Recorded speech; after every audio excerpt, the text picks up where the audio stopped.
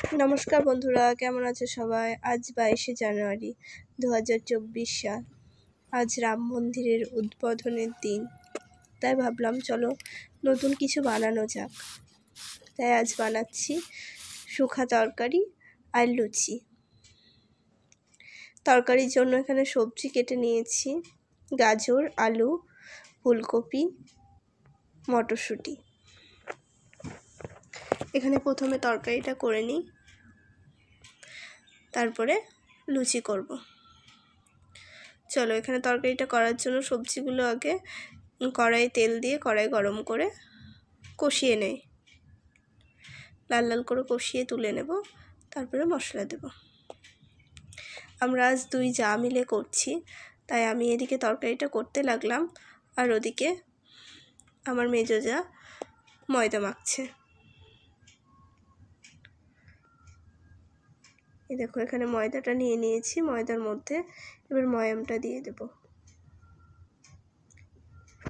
ময়দাতে পরিমাণ মতন লবণ, চিনি আর কিছুটা পরিমাণে সাদা তেল দিয়ে ও ময়ামটা মাখাতে থাক। চলো আবার তরকারিটা দেখি। লুচির সাথে শুখা তরকারিটা খেতে খুব সুন্দর লাগে, তার জন্য ভাবলাম আজ নতুন কিছু বানানো যাক, সেজন্য আজ শুখা তরকারি। দেখো, ওটা আমার কষানো হয়ে গেছে। কড়াই গরম করে এবার তেল দিয়ে 5 ফোড়ন, শুকনো লঙ্কা, কিছুটা গ্রেট করা আদা, টমেটো দিয়ে দিলাম।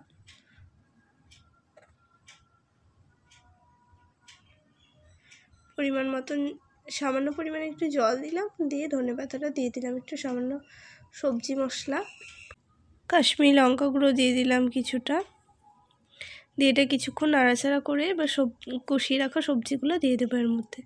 এটা মানে শুখা হবে যেহেতু, তাই বেশি পরিমাণে জল দেবো না, সামান্য পরিমাণে জল দিয়ে দিলাম একটু। এবার এটা ঢাকনা চাপা দিয়ে চলো ময়দাটা মেখে নেওয়া যাক। এই যে ময়ামটা মাখানো হয়ে গেছে ভালো খুব ভাবতুন। এবারও জল দিয়ে আস্তে আস্তে ময়দাটা মেখে ফেলবে। প্লিজ কমেন্ট করে জানিও কেমন লাগলো তোমাদের রেসিপিটা। ভালো লাগলে অবশ্যই বাড়িতে করে দেখো একবার, আশা করি ভালো লাগবে। এরম নিত্য নতুন ভিডিও। এটা আমার তরকারিটা হয়ে গেছে। এতে সামান্য পরিমাণে একটু চিনি দিলাম, যেহেতু এটা নোনতা মিষ্টি হয়, তাই একটু চিনি দিয়ে এটা আমি কিছুক্ষণ ঢাকা দিয়ে রেখে এটা হয়ে গেছে। এবার আমি নামিয়ে ফেলবো। ওপর দিয়ে কিছুটা ধনেপাতা ছিটিয়ে দিয়েছি। এবার কিছুটা কাসুরি মেথি দিয়ে দেবো ওপর দিয়ে এটা ঢাকনা চাপা দিয়ে সাইডে সরিয়ে দেব। ময়দাটাও আমার মাখা হয়ে গেছে। চলো এবার লেচি কেটে নেওয়া যাক ময়দাটা।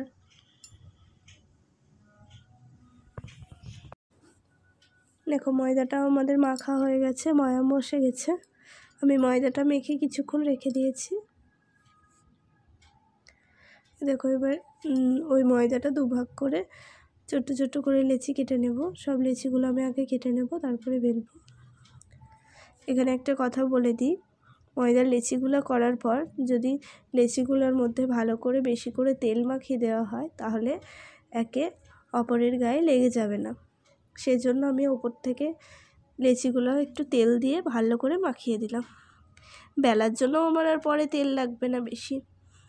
এখানে আমি কড়াই গরম করে তাতে সাদা তেল গরম করতে দিলাম। এবার একে একে বেলে ভেজে নেব। হয়ে যাবে আজকে আমাদের লুচি আর শুখা তরকারি রেডি।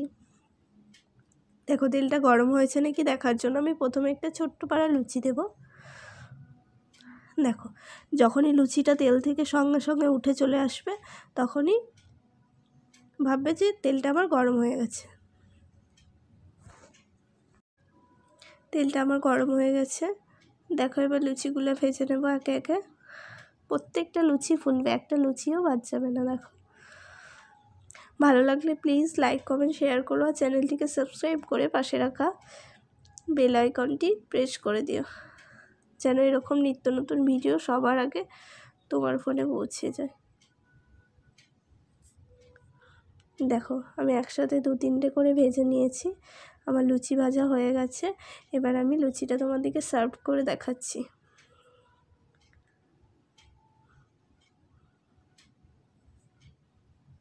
দেখো কত সুন্দর দেখতে হয়েছে তরকারিটা। লুচিটা যেরকম নরম হয়েছে সেরকম খাস্তা হয়েছে। দেখো আমি ছিঁড়ছি একটা, কত সুন্দর, কত তাড়াতাড়ি ছেঁড়া হয়ে যাচ্ছে। দেখো, এই দেখো,